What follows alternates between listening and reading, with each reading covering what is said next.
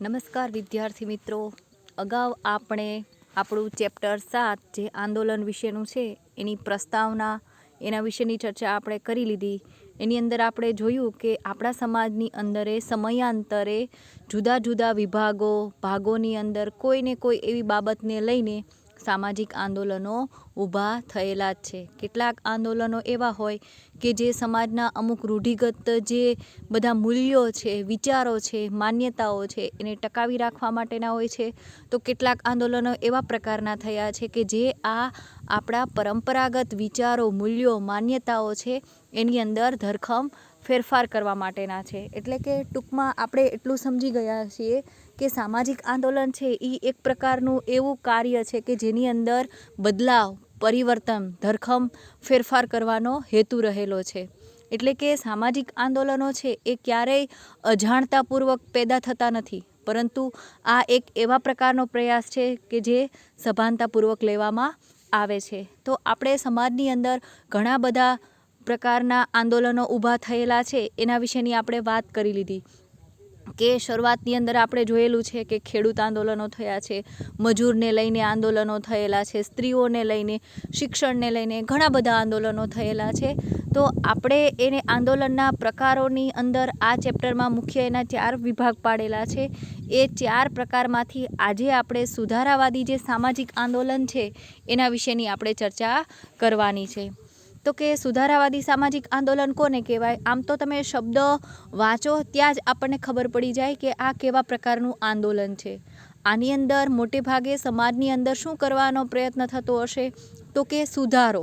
જે આપણા અમુક એવા વિચારો હશે, આપણી અમુક એવી બાબતો હશે, આપણા એવા મૂલ્યો હશે, એની અંદર જ્યારે સુધારો લાવવાનો પ્રયત્ન થતો હોય તો એવા આંદોલનને આપણે સુધારાવાદી સામાજિક આંદોલન તરીકે ઓળખાવી શકીએ.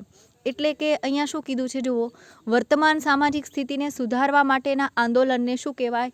સુધારાવાદી સામાજિક આંદોલન કહેવાય. એટલે કે વર્તમાનની અંદર આપણી જે કાંઈ પરિસ્થિતિ છે એ પરિસ્થિતિની અંદર આપણને બદલાવ લાવવાની જરૂરિયાત લાગે અને ત્યારે સમૂહમાં જ્યારે પ્રયાસ ઊભો થાય તો એ પ્રયાસ આપણે કદાચ સુધારાવાદી સામાજિક આંદોલનનો કહી શકશું. સુધારાવાદી સામાજિક આંદોલન સમાજના કોઈ એક પક્ષ કે કેટલાક ભાગોમાં જ પરિવર્તન લાવે છે. જો ખાસ વિદ્યાર્થી મિત્રો યાદ રાખજો કે સુધારાવાદી સામાજિક આંદોલન છે એ આખા સમાજને બદલવાનો પ્રયત્ન નથી કરતું, પરંતુ સમાજમાં જ્યાં એને જરૂરિયાત લાગે છે, એવું લાગે છે કે અહીંયા ખાસ કરીને જરૂરિયાત છે કે બદલાવ લાવવો પડે એમ છે, લોકોને એવું લાગે કે અહીંયા સડો થયેલો છે અથવા એનાથી લોકોને નુકસાન થઈ રહ્યું છે, ત્યારે કોઈ એક બાબતની અંદર જ્યારે ફેરફાર કરવાનો પ્રયત્ન થતો હોય ત્યારે એને આપણે સુધારાવાદી સામાજિક આંદોલન કહી શકીએ.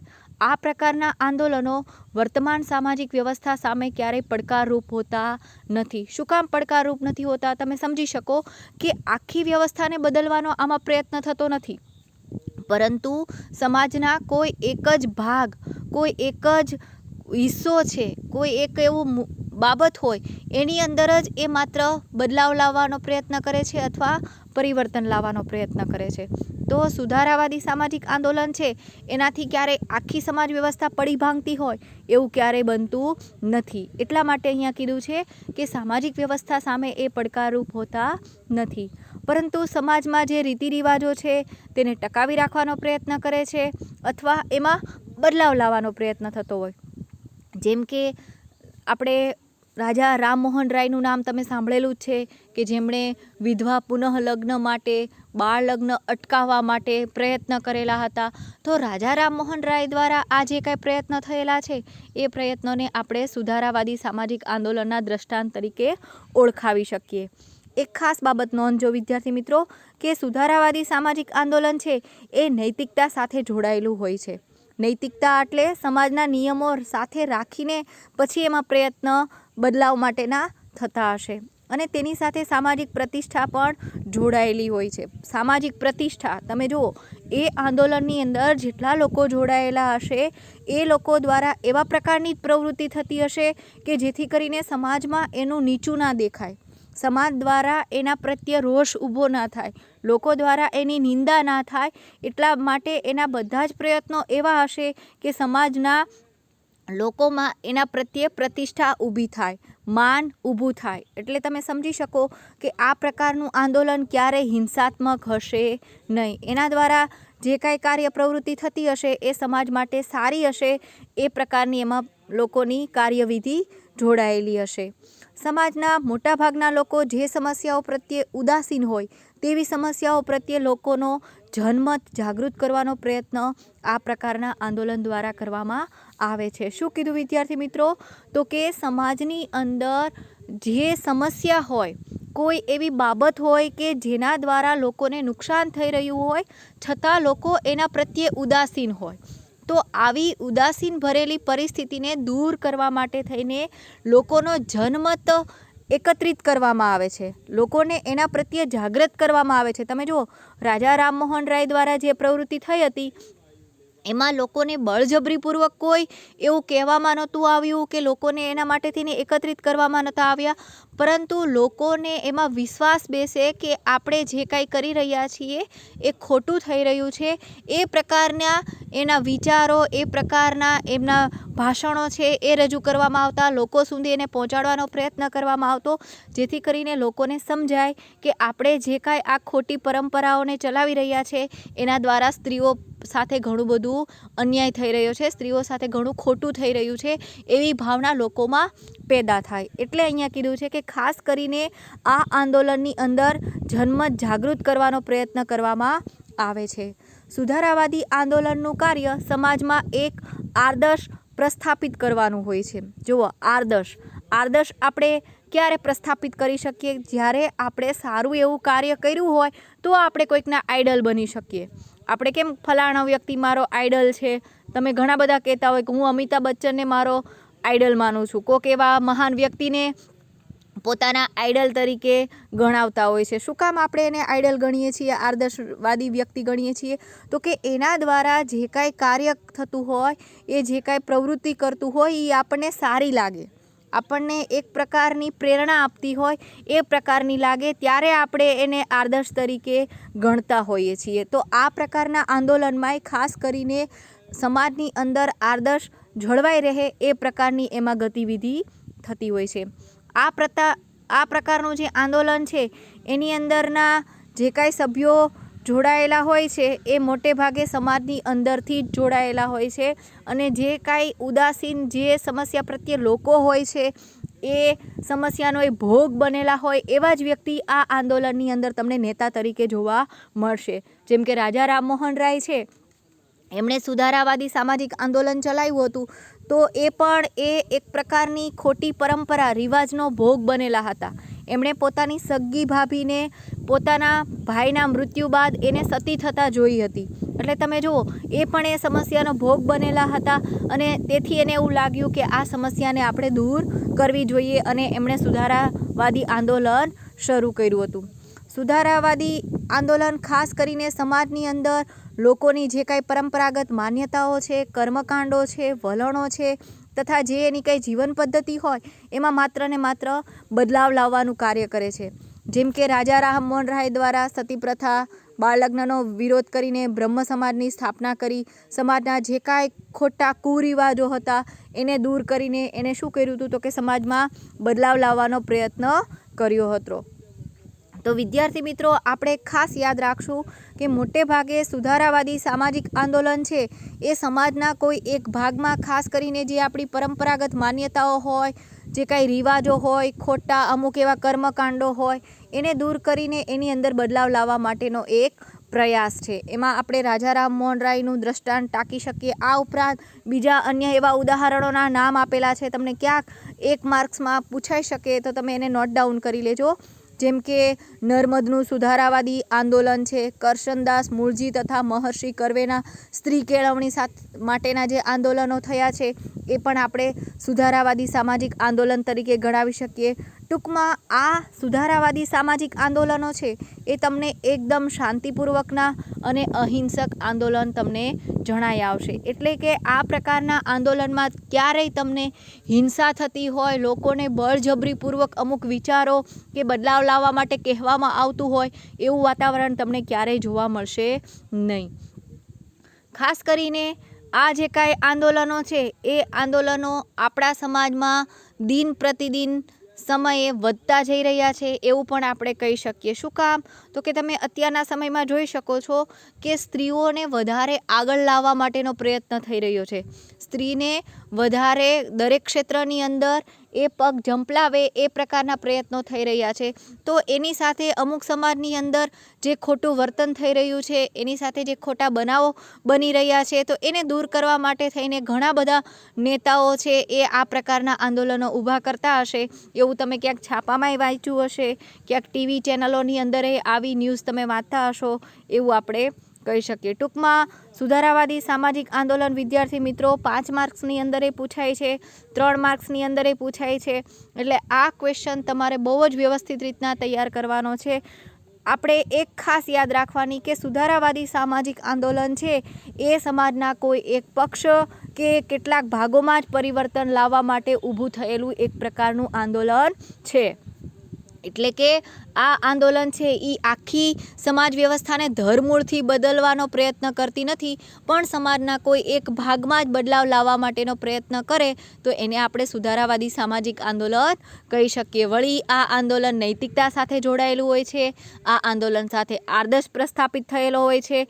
આ આંદોલનની અંદર ખાસ કરીને એવી જ વ્યક્તિઓને જોડવામાં આવે છે કે જે પોતે સ્વેચ્છાએ આ પ્રકારના આંદોલનમાં જોડાવા ઈચ્છતું હોય. એટલે કે લોકો જે સમસ્યા પ્રત્યે ઉદાસીન હોય એ સમસ્યાને એ લોકો હાઇલાઇટ કરે છે, લોકોને જાગૃત કરે છે કે આપણે આ સમસ્યાને દૂર કરી શકીએ એમ છીએ, આપણે પ્રયત્ન કરવા જોઈએ જેથી કરીને આવી સમસ્યાઓ આપણને નુકસાન કરે નહીં.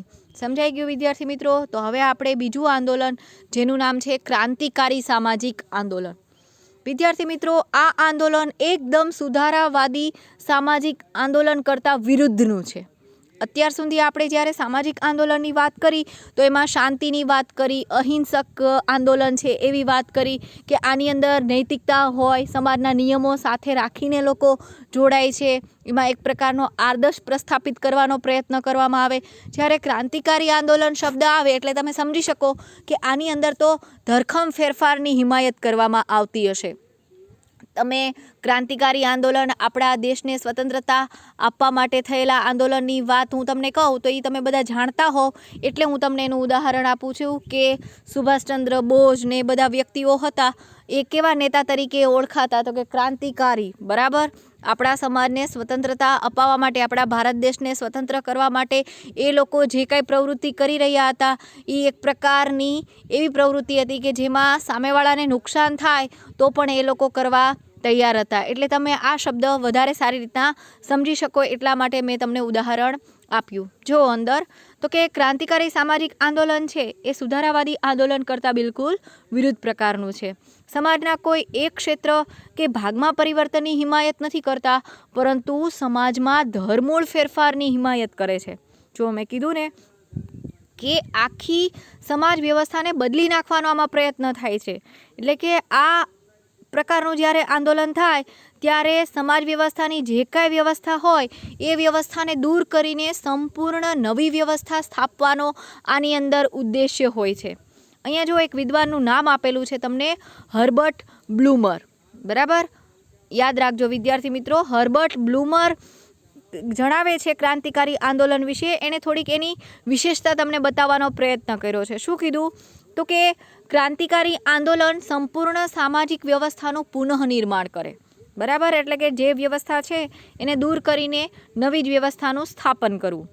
ક્રાંતિકારી આંદોલન સમાજ વર્તમાન સમયમાં જે કંઈ પ્રસ્થાપિત મૂલ્યો છે, રૂઢિઓ છે, રિવાજો છે, એના સ્થાને નવા જ નૈતિક મૂલ્યોની નવી યોજના રજૂ કરે છે. એટલે કે જે કાંઈ અત્યારનું હોય એને બદલીને નવું જ લાવવું. આ આંદોલન સમાજની સમસ્યાઓના ઉકેલ માટે વર્તમાન સંસ્થાઓ જેમ કે સંસદ, પોલીસ, ન્યાયતંત્ર એમાં એ લોકો વિશ્વાસ જ ધરાવતા નથી, પરંતુ એના સ્થાને નવી સંસ્થા શરૂ કરવા માટે એ લોકો માનતા હોય છે. એ લોકોને અત્યારની જે કાંઈ સંસ્થા હોય એમાં રસ નથી હોતો અથવા એના ઉપર એને વિશ્વાસ નથી હોતો. એ લોકોને એવું લાગે છે કે અત્યારની સંસદ છે, અત્યારનું જે પોલીસનું તંત્ર કે ન્યાયનું તંત્ર છે એ આપણી સમસ્યા દૂર કરી શકે એમ નથી. એના માટે આપણે જ પ્રયત્ન કરવો જોશે. આપણે જો એમાં વિરોધ કરશું તો જ નવી વ્યવસ્થા આવશે, તો જ નવા કાનૂન આવશે, તો જ નવા નિયમો આવશે, એવું એ લોકો માનતા હોય છે. તમે જુઓ, આપણને સ્વતંત્રતા આપવા માટે અમુક લોકોએ જે પ્રવૃત્તિઓ કરી એ લોકો આપણને ખ્યાલ છે કે એ લોકોને વિશ્વાસ હતો કે આખું જે કાંઈ આપણું વ્યવસ્થા તંત્ર છે એ અંગ્રેજોને તાબે છે, એ કાંઈ કરી શકશે નહીં. જે કરવું હોય આપણે કરવું પડશે, નવેસરથી એની રચના કરવી પડશે, તો જ આખી આપણી ભારતની જે વ્યવસ્થા છે એ સ્વતંત્ર થઈને આગળ વધી શકશે. તો આ આંદોલનમાં લોકમત ઊભો કરવામાં આવતો નથી, પરંતુ લોકોને જ પોતાના પક્ષમાં લઈ લેવામાં આવે. જો અગાઉના આંદોલનમાં આપણે શું જોયું હતું, તો કે સુધારાવાદી સામાજિક આંદોલનમાં લોકોને ખાલી ઉદાસીનતા હોય એને દૂર કરીને લોકોને એકત્ર કરવાનો પ્રયત્ન કરવામાં આવે, એને જાગૃત કરવાનો પ્રયત્ન કરવામાં આવે, એને બળજબરીપૂર્વક ક્યારેય એ આંદોલનમાં જોડી દેવામાં આવતા નહોતા. પરંતુ ક્રાંતિકારી આંદોલનની અંદર તો લોકોને બળજબરીપૂર્વક એની અંદર જોડી દેવામાં આવે છે. આ પ્રકારના આંદોલનો મોટે ભાગે સમાજના નિમ્ન વર્ગમાંથી ઉદ્ભવે છે, કારણ કે તેઓ જ શોષણનું વધારે જવાબદાર હોય છે, એ લોકો જ વધારે શોષણનો ભોગ બનતા હોય.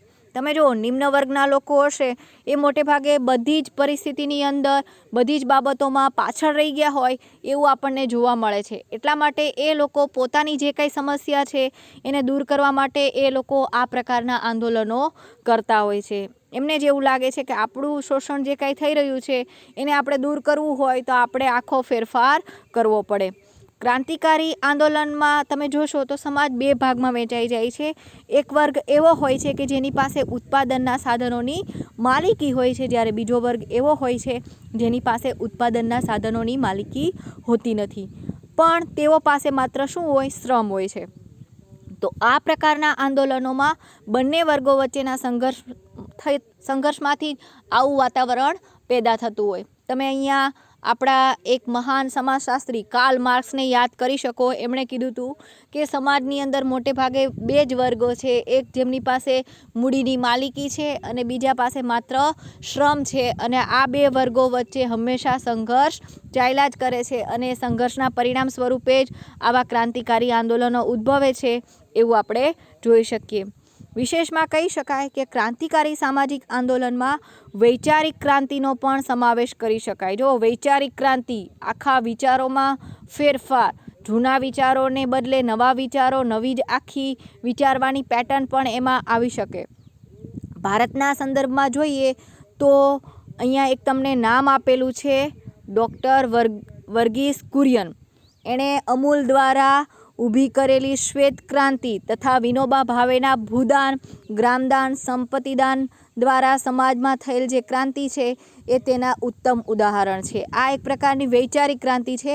લોકોના વિચારોમાં જ બદલાવ લાવવા માટે થયેલા આ આંદોલનો આપણે ઉદાહરણ તરીકે ટાંકી શકીએ છીએ.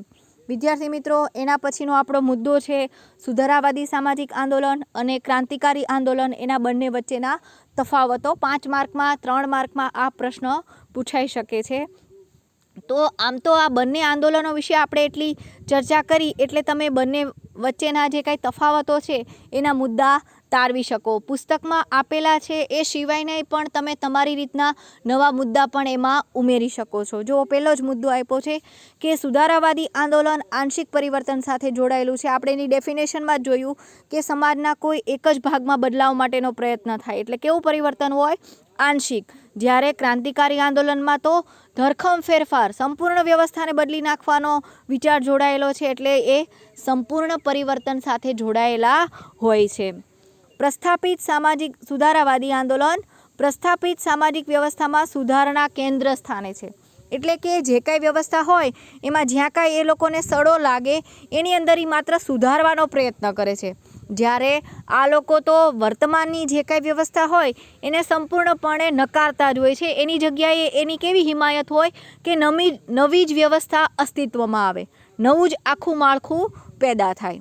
ત્રીજી બાબત તો કે સુધારાવાદી આંદોલન છે એની અંદર ખાસ કરીને આદર અને સન્માન જોડાયેલા હોય.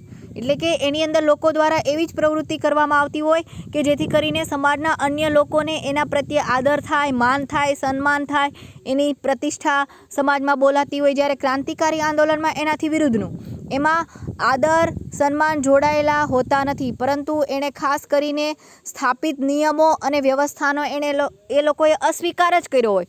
આપણે અગાઉ જોયું ને, એને વર્તમાન સંસ્થાઓની અંદર પણ રસ નથી હોતો, એમાં પણ એને વિશ્વાસ નથી હોતો.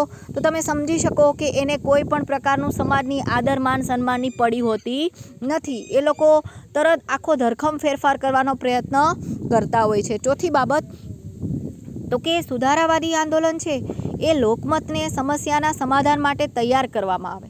તમે જુઓ, આપણે જ્યારે સુધારાવાદી સમજ્યા ત્યારે જ મેં કીધું કે લોકો જે સમસ્યા પ્રત્યે ઉદાસીન હોય એ પ્રત્યે લોકોને જાગૃત કરે છે અને પછી લોકોને એમાં વિશ્વાસ કેળવાય એવી રીતના લોકમત પેદા કરવામાં આવે.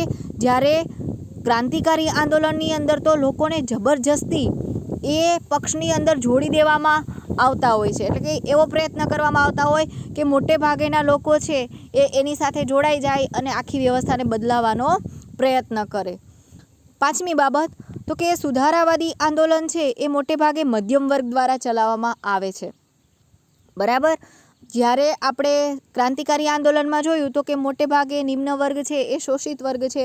એટલે આવા શોષિત વર્ગ છે એ જ આવા ક્રાંતિકારી સ્વરૂપના આંદોલનને પેદા કરે છે. છઠ્ઠી બાબત તો કે આ આંદોલન છે એ સામાજિક પરિવર્તન માટે બહુ ગંભીર હોતા નથી. તેનો ઉદ્દેશ્ય સમાજમાં આદર્શ મૂલ્યોની પુનઃસ્થાપના કરવાનો હોય છે. આપણે અગાઉ જોયું કે મોટે ભાગે સુધારાવાદી સામાજિક આંદોલન છે એ સમાજના કોઈ એક જ ભાગમાં અથવા જ્યાં એને બદલાવની જરૂરિયાત હોય એમાં જ એ પ્રયત્ન કરે છે. એટલે સમાજ વ્યવસ્થા માટે એ કાંઈ ગંભીર હોતા નથી, પડકારજનક હોતા નથી. એટલે ખાસ કરીને આવા આંદોલનોની અંદર જોડાયેલા લોકો સમાજ માટે આદર્શ પ્રસ્થાપિત કરવાના પ્રયત્ન કરતા હોય. જ્યારે ક્રાંતિકારી આંદોલનનો મુખ્ય ઉદ્દેશ શું હોય છે તો કે પ્રસ્થાપિત જે કાંઈ વ્યવસ્થા હોય એને નષ્ટ જ કરી દેવાની, પરંતુ એના સ્થાને આખી નવી જ વ્યવસ્થા પેદા થવી જોઈએ એવી એ પ્રકારની લોકોની હિમાયત હોય છે. એટલે સાવ એનાથી વિરુદ્ધનું તમને એમાં વાતાવરણ જોવા મળશે. છેલ્લો મુદ્દો તમે કહી શકો કે સુધારાવાદી સામાજિક આંદોલન છે એ અહિંસક હોય છે અને શાંતિપ્રિય હોય છે. એમાં કોઈ પણ પ્રકારની હિંસા આચરવામાં આવતી નથી. શાંતિથી જે કાંઈ રજૂઆત કરવામાં આવતી હોય એ કરે છે. એમાં એ લોકો કોઈ એવા હોર્ડિંગ બનાવીને, બેનરો બનાવીને કે એવા સરઘસ કાઢીને લોકોને ખાલી કોઈ સમસ્યા પ્રત્યે જાગૃત કરવાનો પ્રયત્ન કરતા હોય. જ્યારે ક્રાંતિકારી આંદોલનમાં તો લોકોને જો એમ લાગે કે આ વ્યવસ્થા આપણી નથી સાંભળી રહી તો એ જાહેર જે વ્યવસ્થા હોય એને તોડી ભાંગવાનું, એને નુકસાન પહોંચાડવાનું એ કાર્ય કરતા હશે. તમે ઘણીવાર જોયું હશે કે અમુક પ્રકારના આંદોલનની અંદર જાહેર વ્યવસ્થાને ઘણું બધું નુકસાન થયું હોય, રોડ ઉપર ઘણી બધી ગાડીઓને સળગાવી હશે, પથ્થરમારો કર્યો હશે. આવા કિસ્સાઓ તમે અવનવા સાંભળ્યા હશે. તો વિદ્યાર્થી મિત્રો, આજે આપણા આ ક્લાસની અંદર એટલે સુધી આપણે રાખીએ છીએ. હવે પછીના ક્લાસમાં જ્યારે આપણે મળીશું ત્યારે આનાથી વધારે આગળ જે મુદ્દો આપણે તૈયાર કરવાનો છે એના વિશેની આપણે ચર્ચા કરીશું. બરાબર. આભાર.